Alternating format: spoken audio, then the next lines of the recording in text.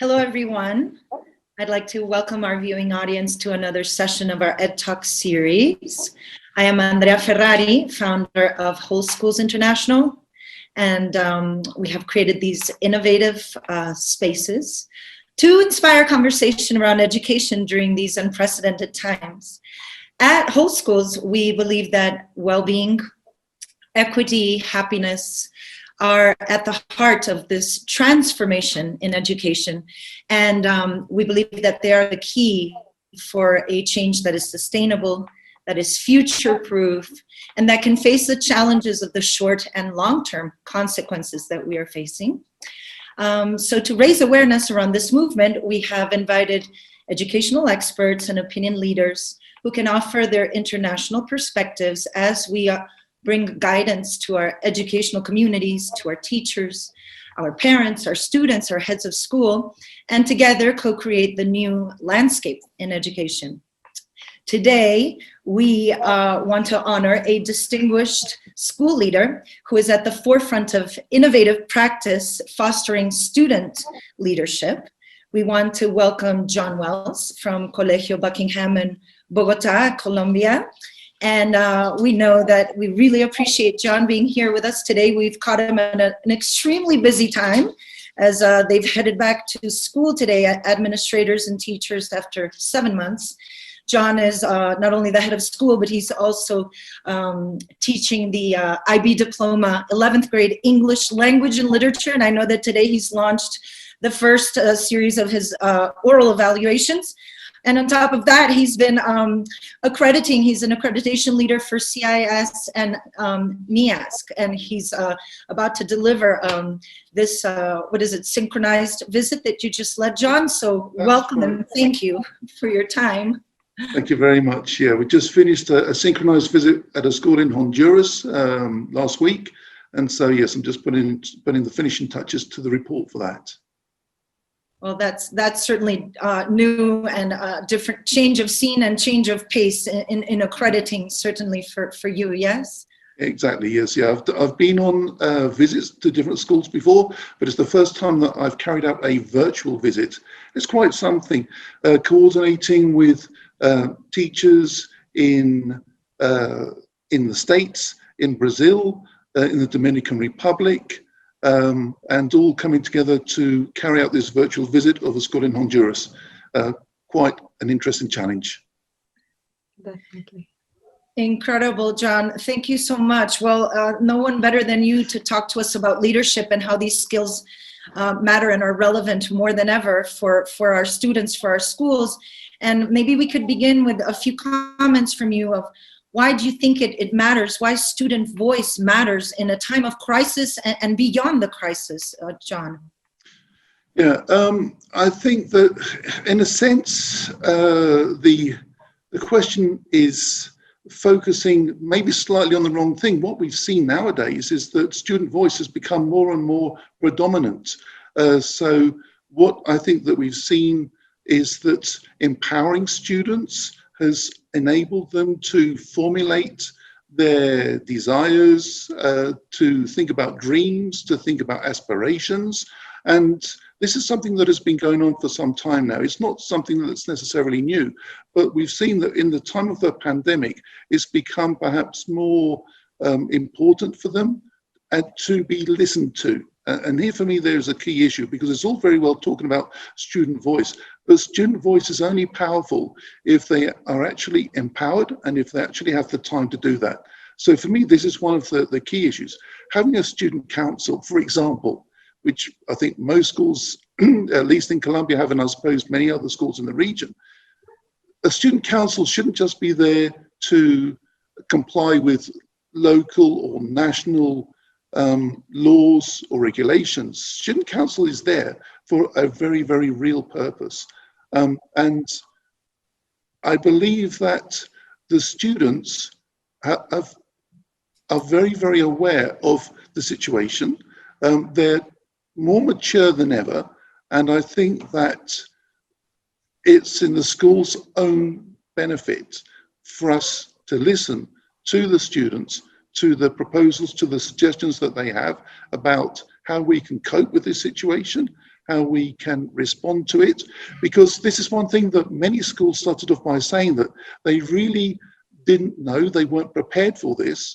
And at the Buckingham School, one of the things that we decided right from the word go was that we started off with the best intentions, but we weren't experts. This was something totally new for us. And so every 2 or 3 weeks, we started off by having satisfaction surveys, talking about our distance learning plan, just to get some feedback from the students, the parents, and the teachers as well, about what was working, what wasn't working.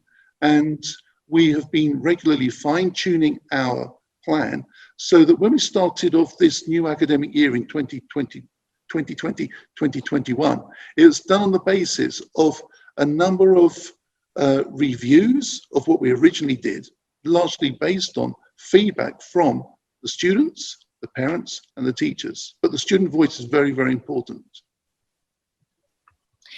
You know what, you bring up a really interesting point, John. You remind us, in fact, that how effective young people actually really are at advocating for issues that they care about. You talked about their passions and their interests, and this not being something new. I think that historically, when we focus it around the student, when it's student-centered, it's when it matters most and when it really drives the deeper learning home. And I was very impressed looking at Buckingham School and how you generate these opportunities for students to take on those leadership roles. Can you talk to us a little bit about, I've looked at pandemic tempora and how schools, the children through literature and language were able to find a creative outlet to face the adversity. Please, John, tell us a little more about that. Yeah, of course. So it's not just about leadership per se, it's about, as you mentioned, giving student voice. And one of the things that we've been doing in the school, or we do as a school, is to have the students at the center of the learning experience, trying to relate their knowledge, what they're learning in terms of the skills, the content, to the outer world. And we've always done this, but with the pandemic, the idea of doing something where they could reflect and they could express themselves through a school literary magazine in Spanish. It was something that was picked up and promoted by the head of Spanish. And it was really, I think, embraced and something which the students supported enormously. And I think that this ability for them to express themselves, and like you say, that they are very communicative, they're able to focus in on what it means to live in a moment as important as this. And for us, one of the things about being a leader is not just about giving orders. In fact, giving orders is the last thing about being a leader. Being a leader is someone who is a point of reference, somebody who is exemplary in terms of their way of being, their habits, their values, they're inspirational. That's for us what a leader is. A leader, very much in the same way as I think it's Renee says in Ratatouille, anyone can be a chef. It's the same for us. Anyone can be a leader, anyone. We would love to have one of our students maybe being the next mayor of Bogota, or who knows, the next president. But that for us, like I say, that's not what leadership is all about. The leader is this point of reference. And I still remember the words of the founder of the school, Marta Rincon, who I knew as a teacher when I was here back in 1997. And she said that one of the key aspects of education is to form students who can make a mark, who can leave a mark. Doesn't matter what they're doing, who they are, but they are people who, because of the freshness, their inspiration, which they inspire in others, the sense of reverence and reference, there's somebody who you can turn to and say that, yes, that's somebody who I can learn from. And that's something that we try and do in many different ways. That's really beautiful. John, thank you for those quotes. Ratatouille is one of my favorite movies, and now you've given me another perspective to look at that from. That's amazing. You know, it sounds to me like you're talking about fostering and promoting a mindset It's a lot about this notion of leadership. You touch upon things like care and empathy and the whole humane side of it, and it's not about leading and giving orders, but developing those metacognitive abilities in the students. How do we tap into, you talked about learning habits and ways of being. And I know that Buckingham School is an IB school, and I was wondering if there's something within that program. I know that Gabriela is very aware of IB. Maybe you want to comment in, Gabi, but I think it's important. The IB has coined the student agency. Would you say that agency is part of this whole promoting this mindset, and how does that work at Buckingham School? Sure. No, I mean, we've been an IB school, I think, since 2002, if I remember rightly, starting with diploma, and then we've expanded that into PYP and MYP. So we have the continuum that goes all the way through. And between you and me, I love the IB. I think that the attributes of the IB learner profile are absolutely fantastic. But my feeling is that at times, while the IB demands that the school promotes these attributes, they don't necessarily always explain how this can be done. And here, this is another benefit that we have as a school. We offer the program, the 7 habits of happy kids, which is linked to the Leader in Me program, the Franklin Covey. And for me, this is a really, really good explanation of how you can complement the attributes of the IB learner profile by looking at the 7 habits of happy kids and getting them to work together. And by doing so, teachers have a more overt way of developing these habits, these values in the students. We are what's called a lighthouse school. We've had the program, The Leader in Me, for some 8 years or so. We've just been reaccredited. And we had a visit coming from, I believe it was Guatemala, to come and inspect us. And what we do is we've developed practices that help to combine the attributes of the IB learner profile with the 7 habits of happy kids. And we've been consulted by schools in Mexico and in Panama, IB schools who want to introduce the program of the 7 habits of happy kids. And we've been able to explain to them practices that we use in the classroom, ways of explaining to the students these 7 habits, so that they become a very, very solid support for developing the IB learner profile. Because, you know, the IB is fantastic in the sense that it's not just about setting high academic standards, but it's about developing people. And again, the IB is very much on the same line. The IB, as you know, the mission states that they want to have a more peaceful world, a better world. And you can only do that by having better people. And we are doing that, we believe, by fomenting these leadership qualities, these kinds of habits that people turn around and say, okay, wow, yeah, that looks good to me. I want to be like that. And that's how we promote leadership in the school. Excellent. You talk a lot about upholding the values of the school. I see that you have these 5 stars, which are warmth, excellence. That's right, quality, innovation, and transcendence, or making them up. Transcendence. That's transcendence is one that you don't hear every day. Yeah. Yeah. How do we make our students transcend? How do we transcend? Is that a community ideal? Is it about the individual? Is it about mission? Yeah. No, again, I think it comes down to this idea of leadership, of being exemplary.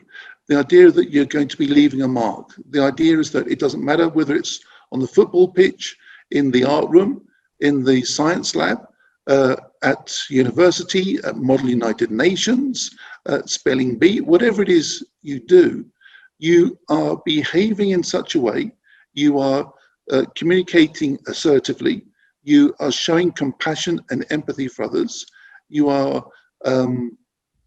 somebody who is honest, responsible, and it's these kinds of qualities that help you to stand out, to make a mark. And I would like to believe that at the Buckingham School, we promote these activities. But here I have to say, and I'll be quite honest with you, I see this more and more in schools.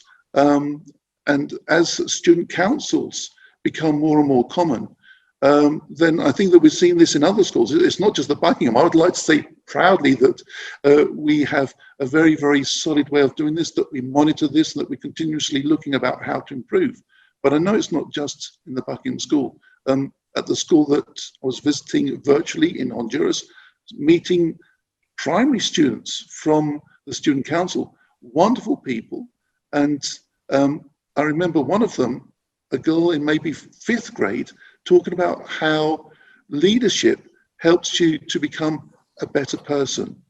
And I think for me, that's what is one of the key parts of promoting leadership. It's about being a better person and hopefully making a better world.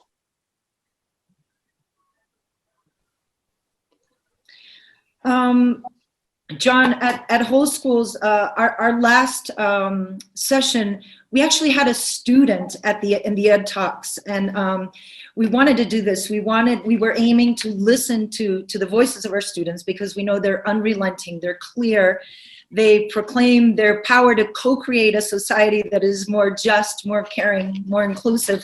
Not to mention that, you know, they're living through experiences that most of us adults never did, never have. So how do we ensure, John, and in your mind, how do we create opportunities to actually have these students at the table with us and to actually support them and listen to them?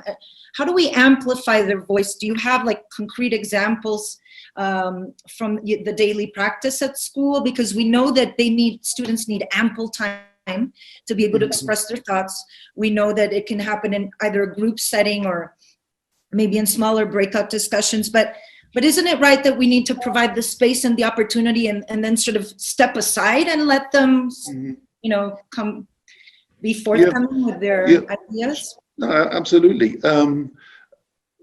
Both through the student council, but also through, we have this Lighthouse Committee, which is working towards promoting the 7 Habits of Happy Kids. We've got students that are taking part on that. And obviously during group direction time, the idea is that they cascade their information, their knowledge, their ideas, consulting with their peers, etc. And perhaps more so in what you call it, bachillerato, in secondary. Okay, yeah, the students, particularly in 10th and 11th grade, they come together and they work to promote particular ideals. Another thing that we do in the school is our house system. You know, that like with Harry Potter, there are 4 houses. Normally they're named after people.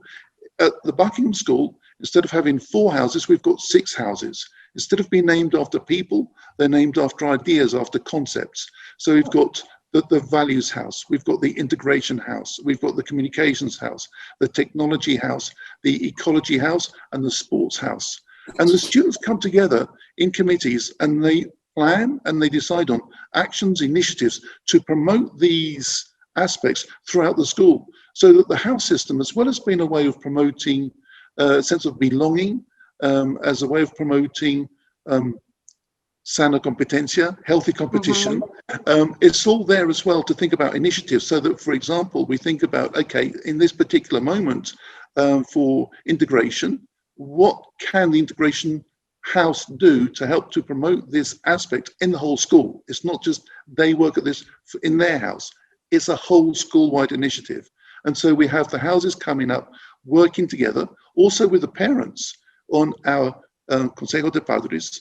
There are subcommittees with the houses there, and they are also working so that we have a 3-way sense of working together, the parents, the students, and the school, to see what we can do. And obviously in the moment of the pandemic, our values house is saying, okay, well, listen, we've got members of the school community, whether it's workers or whether it's families, who are finding things very, very difficult at the moment. What can we do as a school to provide support, to give aid, but working together as a community to help these people? And so we've got students, parents, and the school working together to try to promote initiatives, actions that can help our community. That's excellent. Thank you for bringing up community and the parents. Gabriela is certainly an expert in working with parents and coaching them, and understands the fundamentals of having that three-legged stool, or the triangle that you mentioned. Gabi, do you have any comments about that part, or would you like to ask John any questions? Yeah, I have two specific questions. As you were speaking about all the different ways that you have at school to promote the leadership in students, I was thinking, if you when you think about the core of what a leader means, to be, what would be like the most essential characteristic? I mean, I know there are many layers to what a good leadership looks like, and how all the qualities that we need to instill the students with, but would there be like a something that is truly at the core for you at the school? And the other is thinking about teachers right now, and the pandemic that we're going through, and all the difficulties that they are facing as well, and the leadership role that they have. What do you think should be that role? How should that relationship between the teachers and the students be in order to help the leadership of the students? To talk about core or essential aspects, I'm always a little bit reticent to do that, because I think there are so many different things, so many different ways in which you can be a leader. For me, I would say perhaps one of the key ones, and this is just me speaking, I can't say it's necessarily the school's position, would be adaptability. I think that depending on the situation, depending on the circumstances, depending on the people that we're with, leaders need to be adaptable. There are people have got different needs, different strengths, different weaknesses, and as a leader, we need to be able to play to these different people that we come into contact with. I, on a fairly regular basis, ask my students, whether it's at the school or the ones that the schools where I visit, what are the qualities of being a leader? And almost without exception, there are certain qualities that come up. There's the idea of being responsible, the idea of being caring, the idea of being a good communicator. And so to say that there is one that maybe is more important than the other, I wouldn't say. So I'd say it's a combination of all of these. So that's what we encourage among the students. And in terms of the teachers, sorry, can you repeat the question again, please? Yes, of course. No, I was just saying that because of the crisis that we're facing and the impact it has had in teachers specifically, and teachers playing a leadership role in schools, how do you think the teachers can help students develop these leadership characteristics and roles, and especially at first times? Yeah, I think, how can I put this? It's perhaps at the moment, leadership role, I mentioned adaptability, but I would say that a sense of empathy is something which is more important than ever at these particular moments, to be able to put yourselves in the other person's shoes. We never know the sort of narrative that our friends, colleagues bring to certain situations.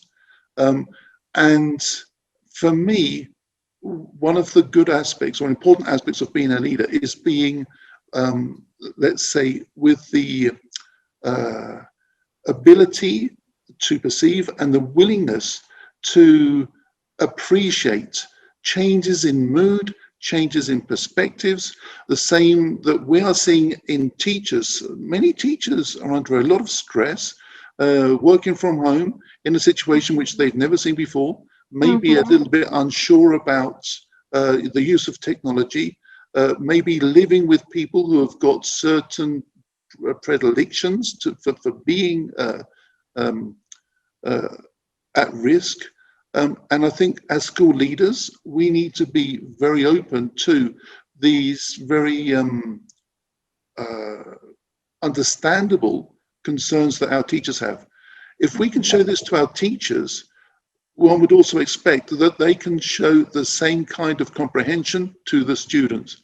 I think that sometimes as teachers or educators, unfortunately, some will be looking or assuming the worst. So that if, for example, there is a problem with technology, then the first reaction is always going to be that it's somebody who is playing around, somebody who is not taking the class seriously, somebody who doesn't want to participate. But I have lived, problems with connectivity at home, where internet just drops, it just goes. And so I think that we have to have this sense of, okay, let's actually believe and have confidence in what other people are telling us, whether it's students, whether it's teachers. Yeah, sorry, Andrea. Yeah, no, you're great. I think you're going on about assuming best intent, and when we assume best intent from others, then we can, make the most out of any situation with whatever adversity we're facing. It's just a lot of it has to do with the attitude, right? Exactly. Yeah. I agree with that. I like Gabby's questions. I have one for you. Like, I know that I went to a British school with house system and all, and I'm impressed that your house is being named after concepts. I think that's very unique. So if you had to give advice to a school who was looking to sort of set up, this collaboration, this sort of community effect, not just to belong in houses, but to be able to address different issues, like how do we go about, assigning students or teachers or families into the houses? How does that happen? And can you give any advice in terms of how to create these committees? Okay, the way that we work this is, again, different to normal house systems where the school assigns the students to the houses and then all of the siblings who come after that, they go into the same house. We let the students decide so that right from primary, the students decide which house they want to be in. That leads to some imbalance because sometimes there will be certain year groups where everybody wants to be in the sports house and not so many in the values or the ecology. But then the next year it will balance out a little bit. So maybe, I don't know if there can be some kind of guidance or, I don't know, have some kind of key people or, I don't know, a certain expectation that there should be a minimum number of people in the house, and then after that, they can select and choose. But on the whole, at least up until now, it's been working very, very well. It's very, very democratic. Let's say, the students are guided by, there's a teacher in each house, normally related to a department or something like this. But a lot of the work comes from the students themselves. And because it's part of the school DNA, you find that the students always come up with different things. So that's something which is very, very positive, and it helps to bring everybody together. Thanks, John. That's a great answer. And I think the basis of all of that is something that we hold really close to our heart at Whole Schools, and it's the acronym of TEAM. Together, everyone achieves more. So I love it. That's thinking fantastic. about that in light of what you're explaining. And just a couple closing remarks. We have about 2 minutes, and I think you've really been able to exemplify how the pandemic has underscored the necessity for students to be in leadership rather than just learn about leadership skills. And I love the examples that you've shared with us. If you have any closing or additional remarks before we disconnect, it's been really a pleasure to have you on the Okay, thank you very much. Wonderful. No, I'd just like to close by saying that the Leader in Me program, the 7 Habits of Happy Kids, there needs to be a wildly important goal a week each year. And this year, working with the team, working with the students, we've decided that our goal is going to be focusing on promoting well-being for the whole community. These are difficult times, and I think, as much as we want to empower individuals, we have to empower individuals also to think about others, to think about the community. And so that's something that we're going to be working on with the students, listening to them, thinking about what we can do as a school to really ensure that the whole community, a sense of well-being is supported. Because as I said, lots of people have been impacted by many different ways, And as a school, we need to come together and we need to try and support each other as much as possible. That's an excellent answer. You bring it all back to the community, and I think that's where it makes the most sense. And it's not about the individual, it's about the collective whole and how we can move forward in this together. And you also talked about capitalizing on the different strengths of the community, and also making sure that you're amplifying the voices of the different stakeholders. And that, of course, makes sense to have everybody be able to voice their concerns. I think also that the more resources for mental health, you're talking about well-being, and certainly that's at the heart of everything we're doing at Whole Schools. So I know that we empathize, and we want to hear more about where that is headed with you, and and follow you closely at Buckingham School. We know that you're at the vanguard and you're at the forefront of leading for well-being. So congratulations on the amazing work being done. I want to wish all the best of luck to your students during their evaluations for IB diploma, the 11th graders. Woohoo! Go on. Thank you very much. Yes. Good luck to them. And all the best for your closing accreditation visit as well, John. Let's keep in touch. And thanks again for this wonderful opportunity. Will do. Thank you very much indeed for the invitation. And thank you for everybody for listening to me. Really appreciate it. Okay. Thank you, Gabby, as well for your questions. Thanks.